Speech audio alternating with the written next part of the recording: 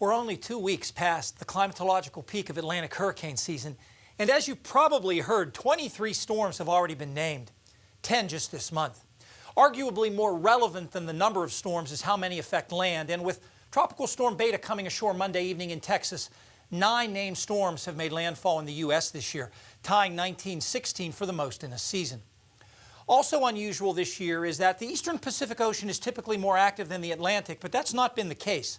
By this time in an average year, the East Pac would have 13 named storms, with 7 reaching hurricane status, while the Atlantic would have 8 and 4 respectively.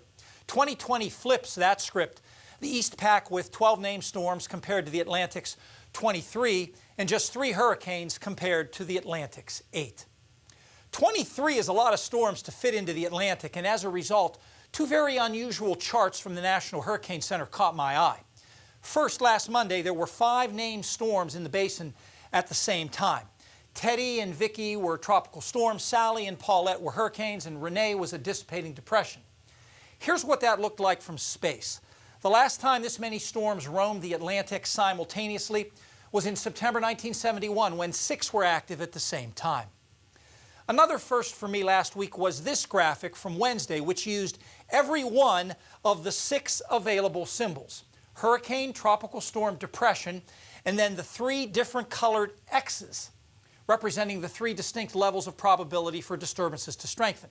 And in fact, the orange X became Wilfred, the red X became Beta, and the yellow X, which is almost off the map, became subtropical storm Alpha, which eventually made landfall in, of all places, Portugal, seen on this one-of-a-kind loop from the Lisbon radar last Friday. Now, hurricanes not only drop a lot of water from the sky, they also mix up a lot of water in the ocean. And let me use Hurricane Teddy, whose leftovers crossed Nova Scotia today, as an example. Last Thursday, when Teddy was a Category 4 hurricane with 140-mile-per-hour winds, hurricane hunters dropped more than 30 mini buoys into the ocean out ahead of the storm, inside the area of that black oval. These buoys were deployed to better understand how the heat content of the ocean changes as a hurricane passes. As much as a dozen times a day, they dive to about 250 meters depth, measuring temperature, then come back up to transmit their data. Now here's a plot from a buoy that Teddy passed right over. Water temperature along the x-axis, depth along the y-axis, and that's in meters. Now each line represents data gathered during one of those dives, with the red lines before the eye passed and the blue lines after the eye passed.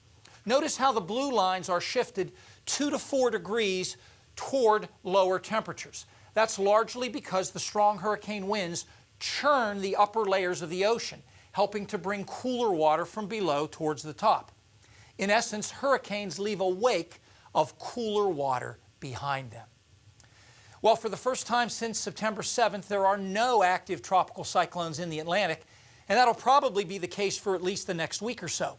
But our weather will turn a bit more active in the extended forecast. That's next.